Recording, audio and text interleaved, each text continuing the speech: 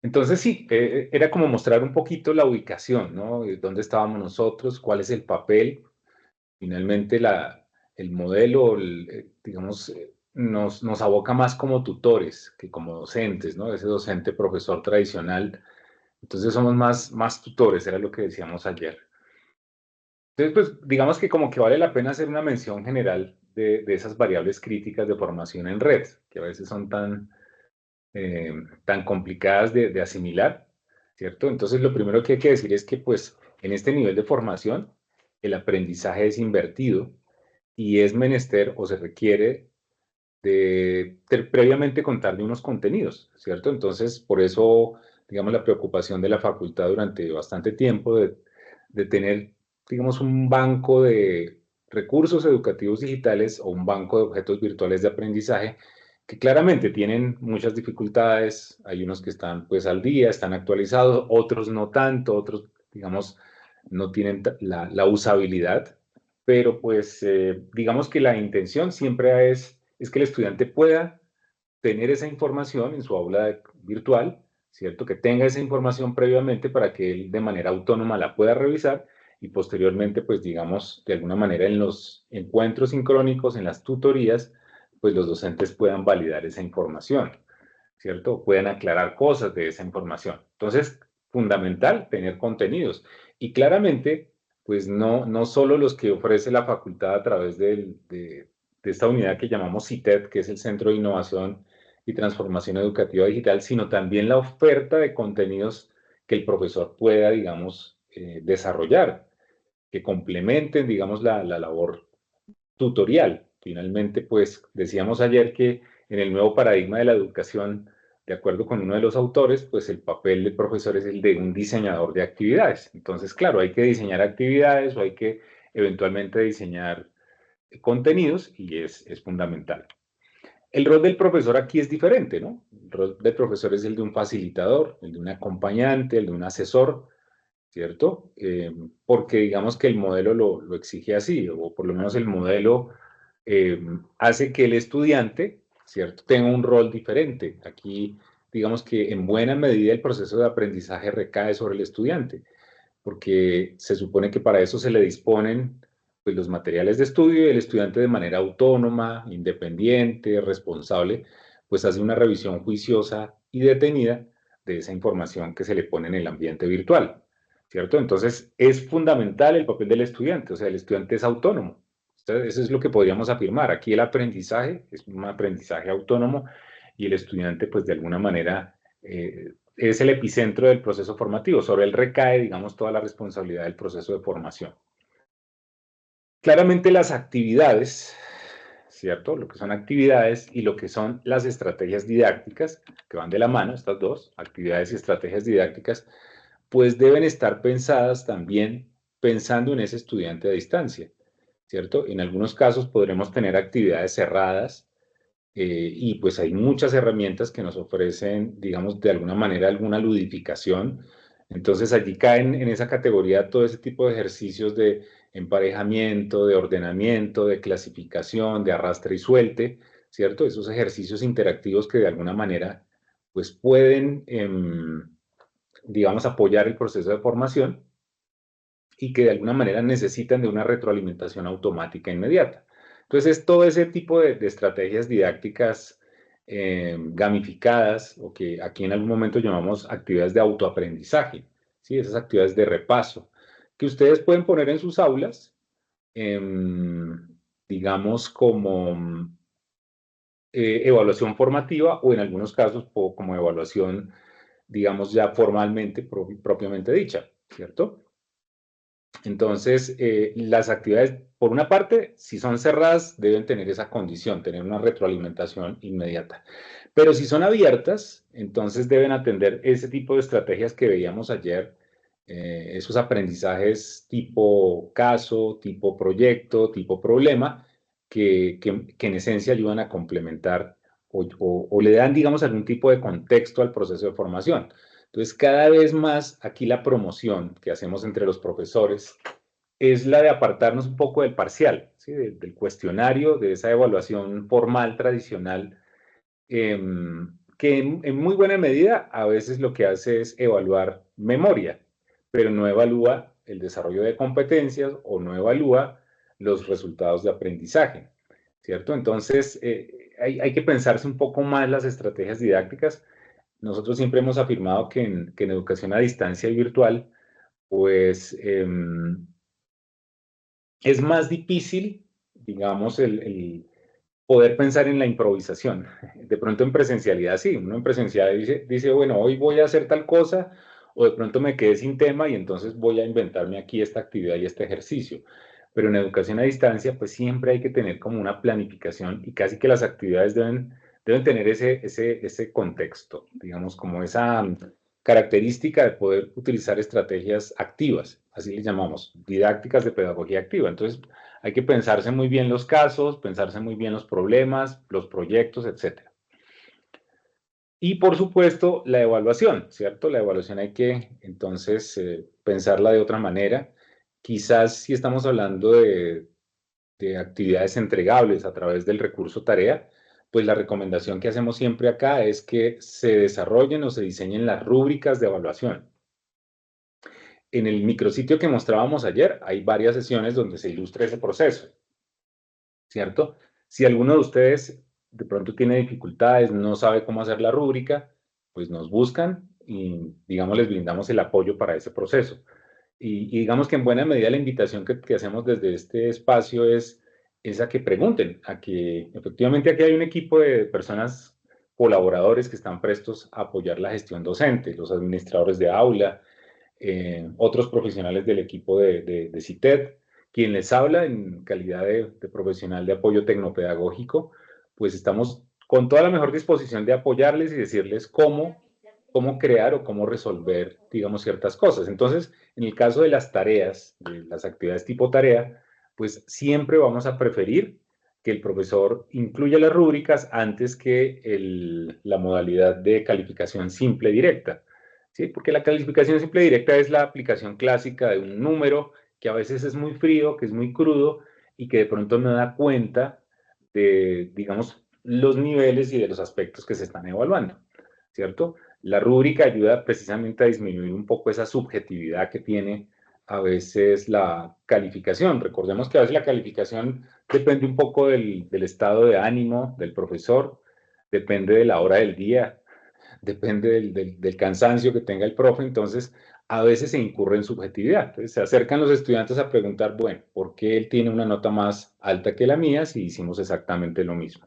Y a veces la rúbrica lo que hace es, pues, ayudarnos a eliminar esa subjetividad. Entonces, a nivel de evaluación, pues no quiere decir que yo esté diciendo que no hagan parciales o que no hagan cuestionarios, siempre están a la orden del día. Las grandes universidades como el Tecnológico de Monterrey, como la Universidad Abierta de Cataluña, pues hacen todavía exámenes. Los hacen, pero les dan un peso porcentual muy pequeño. Entonces, esa es como una orientación o una recomendación que se hace desde acá. Si no, digamos, no que los quiten los cuestionarios, pero que de pronto no les den ese peso tan elevado como puede suceder en la presencialidad, ¿sí? Entonces, privilegiar otro tipo de didácticas, ¿cierto? Principalmente didácticas activas, ¿sí? Aprendizajes basados en casos, problemas, proyectos. Y para eso, pues, la información del TEC de Monterrey que yo les compartí ayer, pues es de vital importancia. Yo todavía no les he enviado esa presentación, pero espero hacer como un consolidado con las grabaciones de estas sesiones y la idea es que podamos compartirles tanto las grabaciones como la presentación más la guía de aprendizaje. Las herramientas de comunicación pues van a ser fundamentales, pues las herramientas de videoconferencia, pero también los foros que veíamos ayer son cruciales y en este sentido uno de los papeles que tiene el tutor virtual es el de generar unas reglas de juego, unas reglas de comunicación muy claras desde el primer día de clases. Entonces, eso es clave porque, digamos, ese tipo de factores o ese tipo de reglamentación de la comunicación, pues puede evitar muchos dolores de cabeza y puede, digamos, evitarse también al estudiante esas situaciones a veces en las que se encuentra como digamos, que ofrecen algún tipo de dificultades, ¿no? Entonces, en la medida en que usted sea claro con el estudiante y le diga hasta qué fecha es que se reciben las tareas o en qué condiciones es que se deben entregar las tareas o, digamos, también el tono de la comunicación que se debe emplear, pues eso va a facilitar un poco el desarrollo del curso, teniendo en cuenta que las herramientas de comunicación son supremamente importantes en este proceso de formación de educación a distancia. Y bueno, pues como ustedes saben, pues aquí los aspectos organizativos son un poquito diferentes. Necesitamos, por ejemplo, de unos profesionales de apoyo tecnológico, quienes habla, digamos, a veces también apoya tareas de tecnopedagogía, pero también los administradores de aula, ¿no? Son un soporte fundamental para los profesores, para apoyarles, orientarles, corregirles a veces en algunos casos ciertas dificultades que se pueden presentar en el aula. A veces el aspecto que más le ofrece dificultades a los profes, pues es el calificador. Entonces, para eso están los profesores o los administradores de aula que les pueden ayudar con este tema.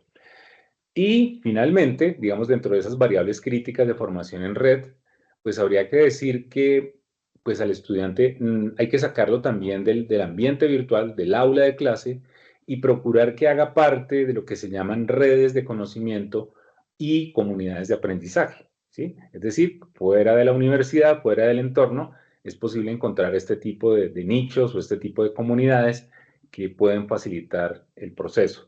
¿Cierto? La idea es que el estudiante también tenga una visión un poco más holística, que salga y que no esté, digamos, tan limitado al ambiente virtual.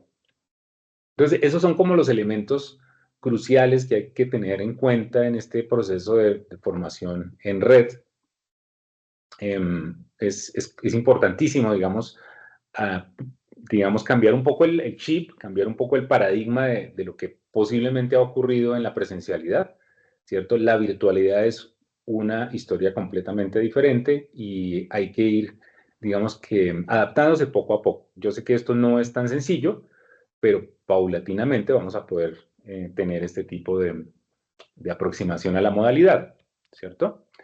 Bueno, esto se los paso muy rápido, simplemente para que lo tengan en cuenta. Es de un documento de por allá del 2017 de la universidad y es el documento que pues por ahora está vigente y tiene que ver con los referentes pedagógicos institucionales.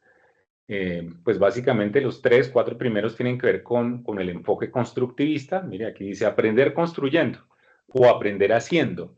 Esto es, digamos, ya a nivel institucional, una de esos referentes. Aprender desde lo que se sabe. Esto también es muy constructivista, ¿no? Hacer uso de la información o de los conocimientos previos de los estudiantes o de los aprendices, ¿cierto? Ese es un referente importante. Aprender a aprender, es decir, como la metacognición, esto vendría a ser más cognitivista, pero es esa facultad que tienen los estudiantes de aprender a aprender, ¿cierto? O sea, cuando el estudiante es capaz de identificar de qué manera aprende, entonces es crucial y a eso se le llama metacognición. Aprender colaborando, siempre habrá que privilegiar el trabajo colaborativo antes que el individual. En esta modalidad, eh, digamos, durante el desarrollo de los cursos, pues claro, habrá unos componentes individuales donde el estudiante pues realizará trabajos, actividades individuales, pero siempre habrá que procurar el desarrollo de actividades colaborativas. Recordemos que las tareas en Moodle, por ejemplo, las actividades en Moodle nos permiten el trabajo en grupos, o la configuración en grupos. Si hay dudas sobre eso, podemos también brindarle soporte de cómo desarrollar o cómo configurar, parametrizar una tarea para que sea entregada en grupo. Y por último, pues aprender con la tecnología. Eso es inevitable en esta modalidad y haciendo uso de los sistemas de gestión del aprendizaje, ¿sí? Entonces, es inevitable pensar en que hay que aprender con tecnología. Esto también lo vamos a pasar rápido, son las competencias transversales, hacen parte del mismo documento, ¿cierto? Solamente para que ustedes las conozcan o por lo menos las tengan presentes, posiblemente ante una visita del ministerio. Si esto lo preguntan, se lo preguntan a los profes o se los preguntan en cada programa, entonces es importante que ustedes conozcan eso. Entonces, el compromiso institucional es una competencia transversal, la otra es el empoderamiento del propio aprendizaje, ¿cierto? Esto aplica también tanto para estudiantes como para profesores. La capacidad comunicativa, es decir, la comunicación, la posibilidad de, de divulgar adecuadamente el conocimiento. Aquí el ingeniero Oscar es un convencido de esa figura del influencer educativo, ¿cierto? O de ese key opinion leader, le llaman también, de esa persona clave opinadora, sí, hay que decirlo, influenciador educativo, ¿no? Porque los profesores no la tienen tan fácil a veces, ¿no? No es tan sencillo frente a ese bombardeo de información en las redes sociales. Entonces, el profesor tiene que ser un comunicador, indiscutiblemente. La aptitud innovadora, es decir, la palabra innovación, pues debe estar a la orden del día, ¿cierto? Ir superando, digamos, algunas prácticas tradicionales para dar tránsito a otras que posibiliten, digamos, una educación o un proceso formativo un poco más de vanguardia, ¿cierto? El trabajo en equipo nuevamente aparece acá, es fundamental, el trabajo colaborativo, la apropiación de las TIC, digamos que eso hace parte también del plan rectoral. El rector actual, la rectoría actual, pues digamos que le dedica en buena medida algunos apartados a la reflexión sobre el manejo y apropiación de las TIC. Entonces eso es absolutamente clave.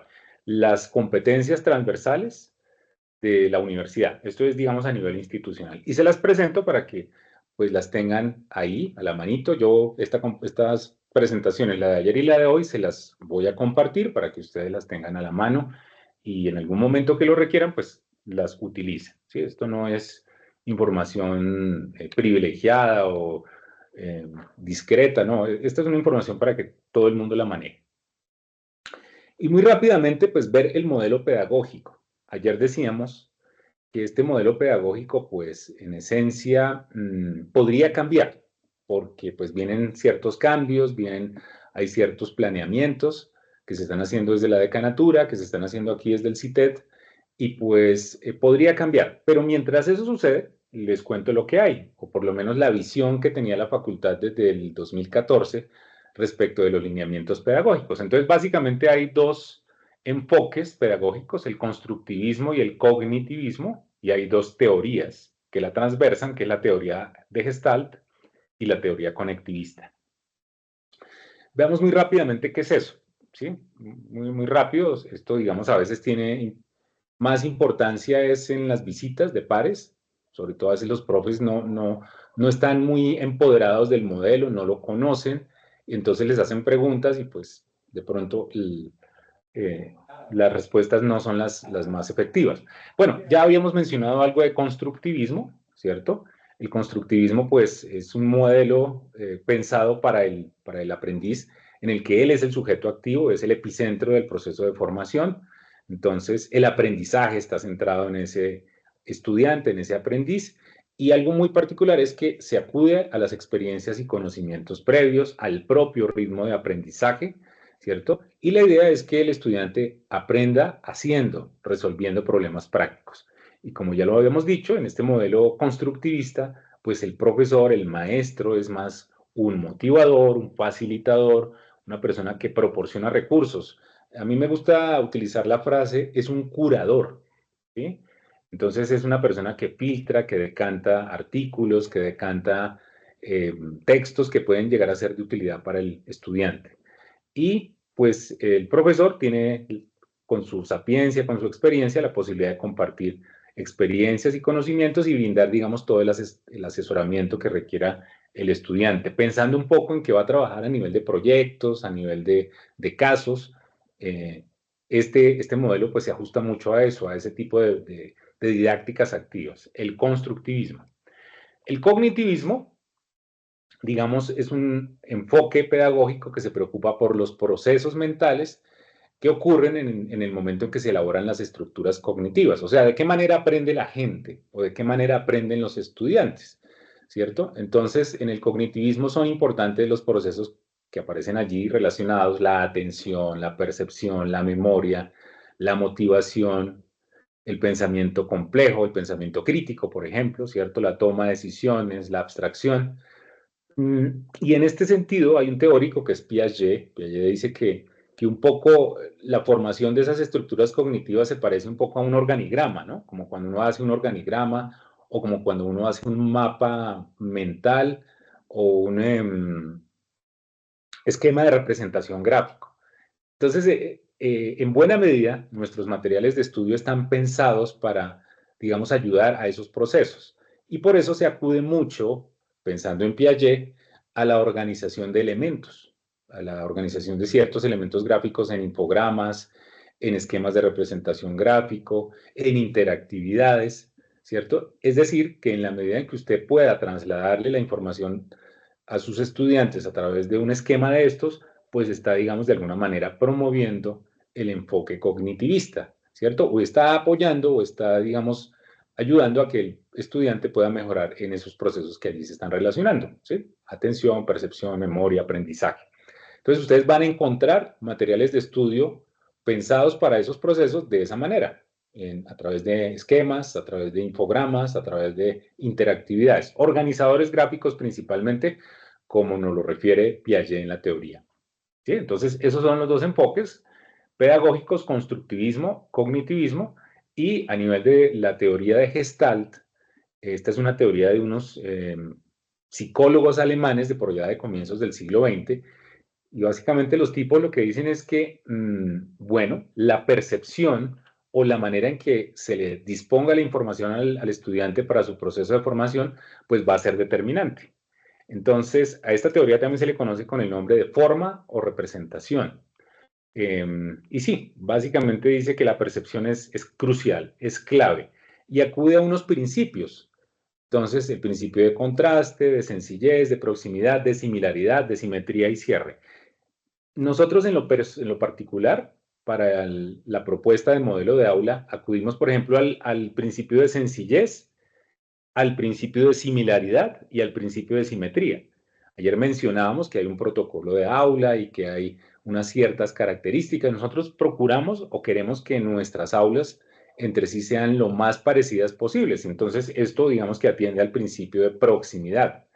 Cuando decimos que evitemos poner archivos sueltos en la primera pantalla o que estén desordenados, es porque queremos, digamos, como validar o estar en consonancia con el principio de sencillez, ¿cierto? Y cuando de pronto, digamos, ubicamos la información en las mismas secciones, entonces la sección de comunicaciones, la sección de recursos educativos, la sección de actividades de aprendizaje y evaluación, que sean claramente identificables por el estudiante, entonces eventualmente estamos atendiendo el principio de simetría.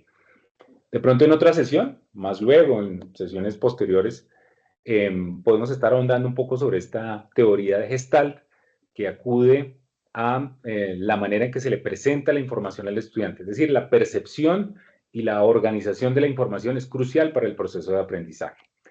Y hay otra teoría, que es la teoría de un señor que es de apellido Siemens, que es la teoría conectivista. Este señor Siemens, pues, es el pionero de los MOOCs y el pionero, bueno, digamos, muy aventajado en temas de aprendizaje significativo, haciendo uso de tecnologías de información, de elementos digitales, ¿cierto? Y esta teoría, pues, afirma que, claro, claramente las TICs, las TAC, las TEP, como se les llama también, pues son cruciales, son importantísimas en un proceso de formación en línea, y de allí surge, digamos, la importancia de sacar al estudiante del aula y también hacerlo partícipe de redes de conocimiento y de comunidades de aprendizaje que están fuera de la institución, de la esfera virtual de la institución, ¿cierto? Entonces, este es nuestro modelo pedagógico, ¿cierto? Yo, pues, espero que ustedes en algún momento le den una leída un poquito más detenida. En la página del micrositio está el documento más actual de los lineamientos pedagógicos, donde seguramente también se va a describir todo esto que yo estoy resumiendo aquí de una manera, pues, relativamente rápida, ¿cierto? Pero es importante que ustedes conozcan o sepan cuál es la fundamentación detrás de, de las actividades académicas que hacemos aquí en la facultad. Entonces, decimos que a nivel constructivista, pues es digamos, es un modelo centrado en el estudiante, en el que son importantes los conocimientos y las experiencias previas, así como el propio ritmo de aprendizaje. Entonces, esto está en línea con el constructivismo, ¿cierto? En el cognitivismo, entonces, todos los recursos, las actividades, inclusive las evaluaciones, están pensadas para que el estudiante pueda llevar a cabo un proceso de formación autónomo, independiente, responsable, ¿cierto? En esta modalidad a distancia. Y por supuesto una comunicación diversa a través de medios de comunicación sincrónica, como el chat, la videoconferencia, o medios de comunicación asincrónica, como es el caso del correo, la mensajería, los foros, ¿cierto? Entonces, digamos que esto en buena medida es la fundamentación del proceso de formación en nuestra facultad. Miren, este cuadro a mí me parece importante, que de pronto lo conozcan. Decimos que el proceso de formación es un proceso centrado en el estudiante, ¿cierto? Entonces, acabamos de presentar unas concepciones pedagógicas, unas teorías también de aprendizaje que transversan ese modelo pedagógico. ¿Y eso dónde se va a ver reflejado? Pues se va a ver reflejado en el ambiente virtual de aprendizaje, ¿cierto? Y en el ambiente virtual, ¿qué encuentra el estudiante? Pues va a encontrar objetos virtuales, va a encontrar aulas, o mejor, va a encontrar las aulas y dentro de las aulas pues va a encontrar los objetos virtuales de aprendizaje, ¿cierto? ¿Qué también va a encontrar el estudiante? Unas didácticas. Y es allí donde el papel del profesor es crucial, ¿cierto? Aquí es donde esperamos que el profesor, digamos, nos apoye con la propuesta de didácticas que se salgan de ese modelo tradicional, transmisivo, ¿cierto? Que se salgan del parcial, que vayan un poquito más allá del parcial.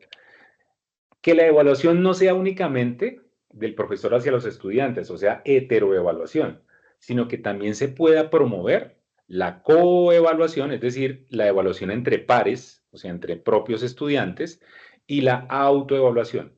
Yo les cuento como anécdota que en las maestrías del Tecnológico de Monterrey, cuando se hace una actividad, o sea, cuando se desarrolla, digamos, algún proyecto, colaborativo, al final se le pide a cada estudiante que haga su autoevaluación y que evalúe a los demás integrantes del grupo. Entonces, esos son, digamos, como situaciones que a veces aquí están ahí como en el olvido, como que no se hacen, pero que son unas prácticas recomendadas en el proceso de formación de educación a distancia. ¿Sí? No solamente hacer heteroevaluación, o sea, profesor a estudiantes, sino promover las otras, la coevaluación y la autoevaluación. Y por supuesto, pues hay una serie de situaciones que hacen parte del esquema administrativo, ¿cierto? Que empiezan por el tutor, que involucran a un consejero, a los directores de programa y por supuesto a los administradores de aula. Todo esto en conjunto, pues lo que propende es por el desarrollo de competencias en el estudiante. Ese modelito que está ahí es como a lo que aspiramos. Esa es como la propuesta de valor que tenemos nosotros para los estudiantes. Y es allí donde los profesores queremos, digamos, como involucrarlos, como que no estén por allá aislados, aparte haciendo lo que puedan o lo que pueda decirlo, lo que quieren, sino que de pronto se ajusten o se alineen con este tipo de modelo, ¿sí? Con esta propuesta que tenemos nosotros desde la facultad.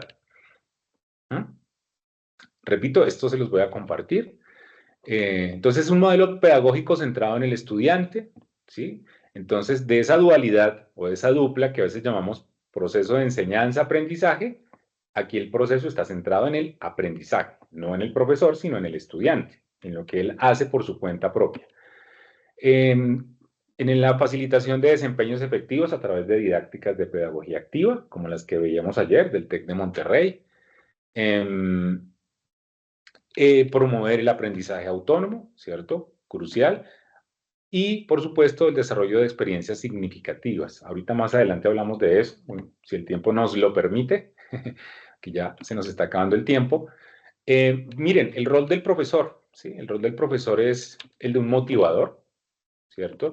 El de un moderador, el de un tutor, ¿sí? Esa palabra es clave, pero en interacción permanente con los estudiantes, el de un mediador del conocimiento, que debe ser innovador, ¿cierto? Esas, digamos, algunas de las características del profesor, ¿cierto? Del tutor virtual.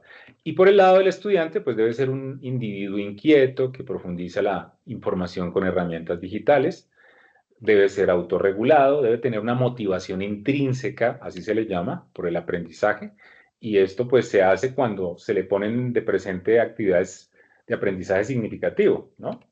Entonces, si en los encuentros sincrónicos se pueden resolver problemas muy representativos, muy tipo, pero adicionalmente se les pone a trabajar para que el estudiante aprenda, pues esto va a motivar al estudiante.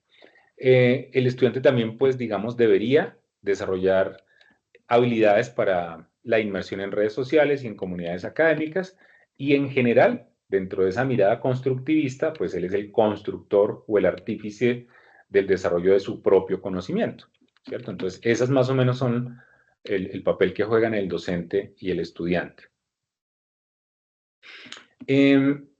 Por el lado del docente tutor, pues nosotros hemos, digamos, hecho como una caracterización, y entonces pues debe ser una persona con un cierto dominio tecnológico, ¿cierto? Si el profesor que llega a la facultad tiene algunas dificultades, pues debe, digamos, hacer una nivelación o una cualificación en estos aspectos. Y para eso, pues debe preguntar, debe pedir apoyo, debe pedir asesoría todo el tiempo, ¿cierto? Para que esté, digamos, muy al día en este aspecto tecnológico. Debe ser un diseñador, ya lo dijimos desde ayer, debe ser un diseñador de actividades, un diseñador de recursos educativos. Si en el OVA o en el contenido educativo digital que se le pone en el aula al profesor no está la información suficiente, pues digamos desde una mirada prosumidora, el profesor debe ser capaz de diseñar recursos. También debe de pronto hacer algún tipo de resumen, y hoy en día pues hay diversas herramientas. En el mismo Moodle está el recurso página, está el recurso libro, o están, por ejemplo, por fuera herramientas como Geniali que nos permiten construir materiales de estudio. Si, por ejemplo, no estuvieran totalmente completos en el OVA, ¿sí? Debe ser un facilitador. Por ahí ayer veíamos que debe ser un constructor o más bien un desarrollador de andamios. Es decir, facilitarle al estudiante, ponerle la escalerita, ponerle el andamio al estudiante. Debe ser un consejero. A veces los estudiantes vienen con una serie de dificultades de orden social, de orden familiar. A veces el profesor también tiene que apoyar o, digamos, motivar al estudiante que pues puede presentar algún tipo de dificultades, ¿cierto? Yo sé que esto a veces no es tan fácil.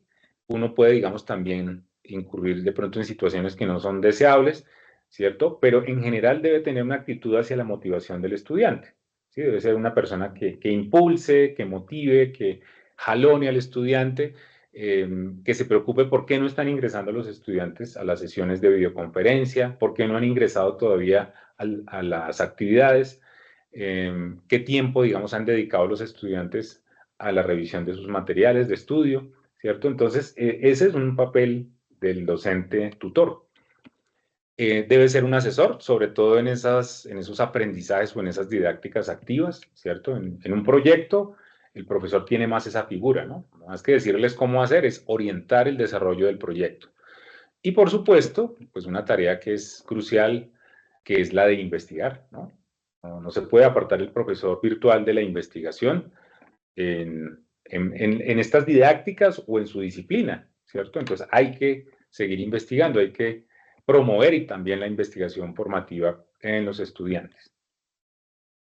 Entonces, sí, como caracterización de los roles del profesor, pues es un facilitador, un mediador, ¿cierto?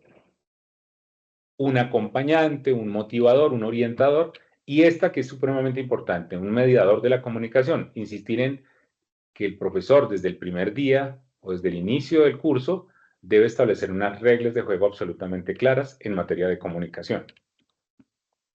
Por aquí hablamos de unos niveles de comunicación.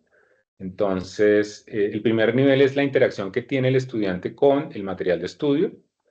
Hay un segundo nivel, que es la interacción que tiene el docente con estudiantes, o el estudiante con su profesor, o entre estudiantes. Y un tercer nivel que sería como fuera del aula, ¿sí? A través de lo que veíamos como redes de conocimiento o comunidades de aprendizaje. Bueno, hay diversos medios de comunicación disponibles. Uno de ellos pues, es el que estamos utilizando en este momento, el Teams. Bueno, el Google Meet está disponible, pero no nos permite grabar. Pero yo sé que hay profes que aún así con esa restricción lo hacen y puede funcionar. La llamada telefónica a veces es importante, ¿cierto? Los chats, ¿cierto? Tanto el que está dispuesto en el aula como el que ustedes utilizan de pronto a veces en el WhatsApp, por ejemplo, o el Telegram, que se utilizan. Los foros de apoyo, ¿cierto? El foro que veíamos ayer, el foro de avisos, el foro de inquietudes, son medios de comunicación importantes.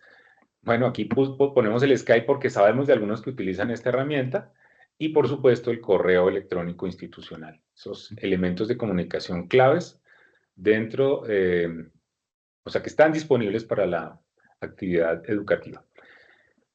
Algunos otros elementos como eh, la comunicación o la interacción entre los propios estudiantes, la información que se pueda recibir de la familia y la comunidad, recursos impresos, el papel y en general los libros de las bibliotecas pues todavía están ahí a la orden del día, todavía funcionan, ¿cierto? Conferencias externas, ¿cierto? Las famosas charlas TED, ¿cierto? O conferencias de diversa índole que se pueden encontrar en canales de YouTube, por ejemplo. Los documentos curriculares, aquí entonces hacemos alusión al contenido programático y a la guía de aprendizaje que deben reposar en cada aula, ¿cierto? Digamos, diversas actividades como wikis, blogs, el desarrollo de propuestas innovadoras de aprendizaje, como el caso de los podcasts, ¿cierto? Que cada día van cobrando especial relevancia, los medios masivos de comunicación, las redes sociales y, por supuesto, los canales como YouTube, que siempre ofrecerán información, pues, muy útil, ¿cierto? Entonces, son elementos que contribuyen al proceso comunicativo del estudiante. Bueno, yo esto digamos, lo pongo acá de esta manera, ¿cierto? Miren, ayer decíamos, pues, que la historia de la universidad, pues, data de más o menos 1000 años, la escuela, colegio, más o menos 300 años, y ese proceso de formación ha estado, digamos, sujeto a una monomedialidad, centrada en el texto escrito o centrada en el libro, ¿cierto? Y en ese sentido el profesor, pues básicamente ha sido históricamente un mediador entre el libro y el estudiante, ¿sí? Es el enunciador único, es la persona que es la dueña del conocimiento, es el que habla y explica y es el que transmite. Y el alumno, pues, ha, digamos que, cumplido el papel de un consumidor pasivo, una persona que únicamente escucha, toma notas y en un proceso de transferencia de conocimiento. ¿Cuál es la propuesta? La propuesta entonces es pasar de una enunciación hacia una participación, o sea, de una enunciación individual a una participación colectiva. Entonces, ya no estar sujetos a la monomedialidad del texto escrito, sino también hacer uso de recursos transmediales o multimediales, lo que se llama el cross-media. Entonces, no pensar únicamente en que el texto escrito es la única posibilidad para el proceso de aprendizaje, sino que hay videos, audios, infogramas, interactividades que pueden cumplir también estas funciones. El docente entonces ya no va a ser únicamente un mediador entre el libro y el estudiante, sino va a ser más bien un agitador comunicacional, aunque eso puede sonar un poco raro. Más bien hablemos de un influenciador educativo, ¿cierto? Digamos que va a ser una persona motivadora. Y ya no va a ser la única persona que habla, sino que en la narrativa o en ese proceso de formación, el relato o la construcción de conocimiento va a ser entre todos los participantes, entre todos los actores. O sea que hay que involucrar a los estudiantes en la construcción de ese conocimiento. Y en ese aspecto o en ese sentido, el alumno, pues va a ser también un coproductor de contenidos. Usted le puede poner a producir contenidos, le puede poner a producir videos, infografías, interactividades. Él también va a tener la posibilidad de participar y crear información. Y por supuesto, ya no estamos hablando de una transferencia en una sola dirección de profesor hacia estudiantes, sino que vamos a estar abocados a una construcción colectiva de conocimiento.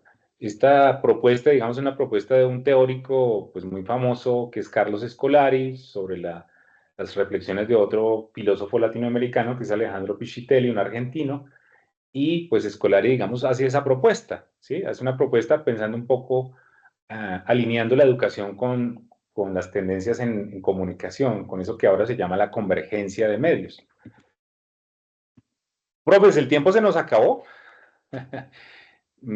pero pues todavía hay algunas cositas por ahí. Yo creo que la otra semana nos estaremos viendo, creo yo, el martes, o sí, yo creería que el martes, antes no. Mm, yo les agradezco que de pronto contestemos esta información. Es un Padlet, entonces no sé si quieran de pronto, yo les voy a compartir este enlace. A ver, salir un momentico de acá. Voy a compartirles el enlace.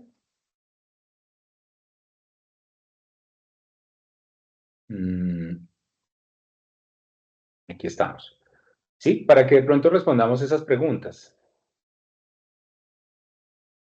¿Sí? Si quieren de pronto tomarle una foto a esta lámina. Bueno, igual les voy a compartir la presentación. Espero hacerlo en el transcurso de la mañana, voy a copiarles esto aquí en el chat. Y pues les agradecería que pudieran contestar esas preguntas y yo creo que nos veríamos, no sé, creo que el martes. Sí, yo creo que ya nos vemos con Jorge Rodríguez para rematar algunos aspectos de orden técnico que son importantes, que a veces no se están manejando bien. Entonces, por aquí está el enlace. Ahí está el enlace, es un Padlet. Entonces, si tienen la posibilidad, pues de aquí al martes, contestar muy brevemente esas preguntas. Bueno, hubiera querido tener un poco más de tiempo y espacio para la participación de ustedes, pero digamos, en estos 3 minutos que nos quedan, me gustaría escucharles, opinar alguna cosa, decir alguna cosa, o si quieren regañarme o insultarme también es válido. Profes, adelante.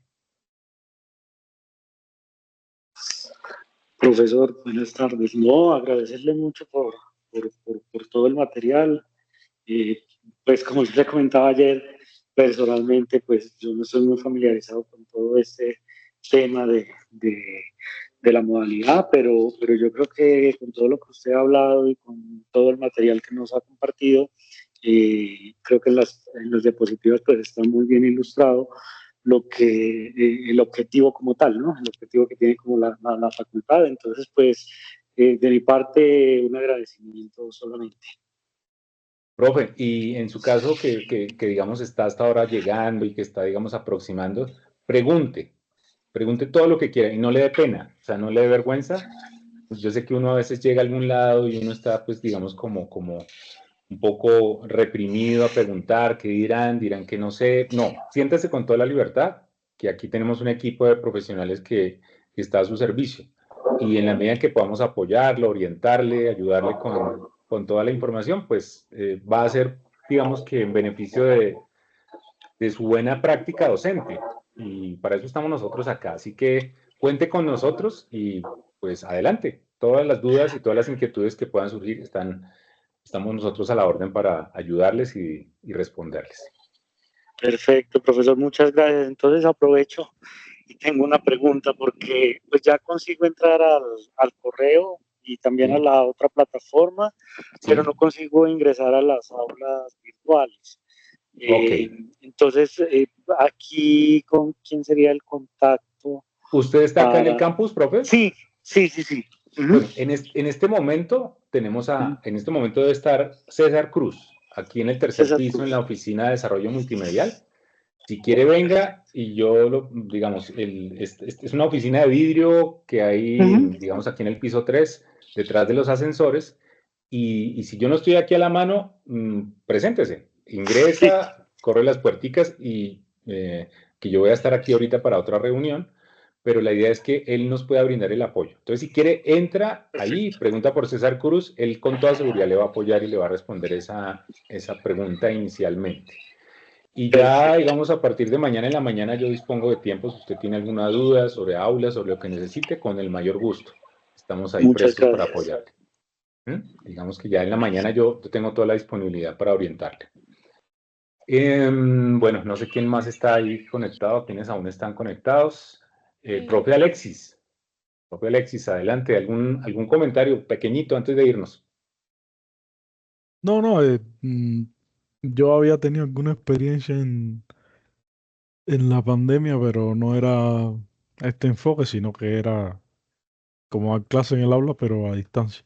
Aunque no es lo Ok. mismo exactamente, ¿no? Ujú. Son cosas diferentes. Claro, la presencialidad Pero remota es igual diferente. se usan plataformas, se trata de darle un poco más de autonomía al, al estudiante.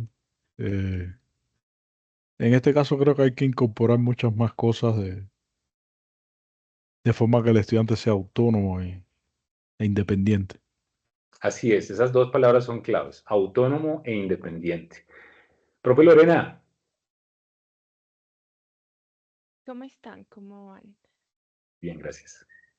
Yo tengo, bueno, una pregunta. En el Padlet que tú enviaste, yo lo Sí, abrí, pero sí, necesito iniciar sesión para poder responder, porque es mm, que me sí, aparece como tu nombre, dice lineamientos pedagógicos y un código QR como un tipo de presentación, pero sí, no puedo hacer nada más. no. A ver, miremos permisos de visitante y está en público.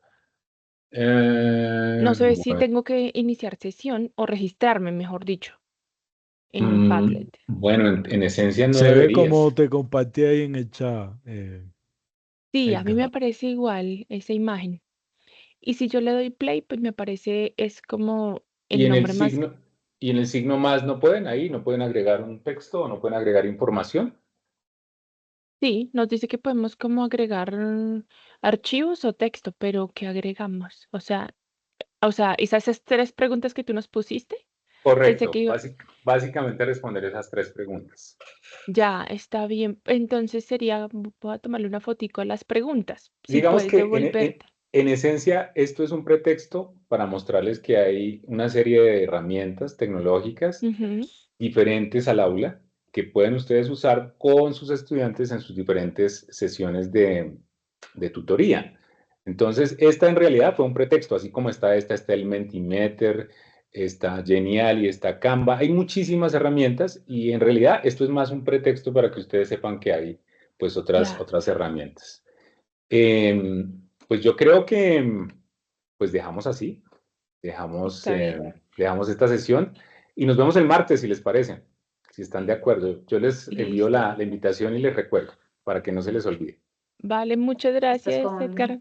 Muy Qué pena. amable. Ah, bueno, está con nosotros Gracias. aquí la profe Carolina, ella es la jefe de CITED. Bueno, no sé si la están viendo en este momento, creo que de pronto no. Pero pues bueno, un minutico más para pues, aprovechar el saludo de ellos. Estamos con los ¿Cómo estás? profesores Sí, de estás con todos. No, estoy con los profesores de ingeniería civil recién llegados. Ah, ok, no, pensé que estábamos con los del diplomado de regaliz. No, ya me voy a conectar. Ah, eso, listo.